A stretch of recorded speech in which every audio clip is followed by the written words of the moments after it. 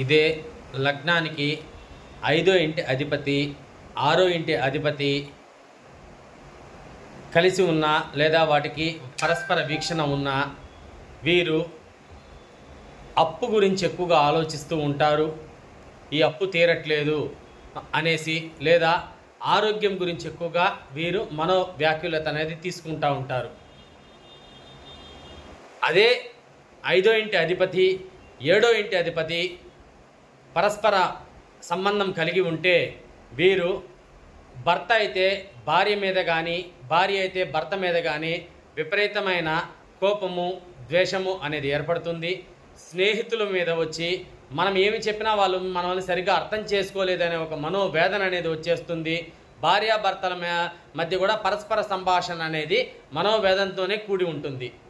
అదే 5వ ఇంటి అధిపతి 8వ ఇంటి అధిపతితో సంబంధం కనుక ఉంటే వీరు ఏదైనా ఒక పని కావాలి అంటే ఆ పని గురించే పదే పదే ఆలోచిస్తూ ఉంటారు. 5, 8 సంబంధం ఏర్పడితే దాన్ని సిద్ధ బ్రహ్మ అంటాం.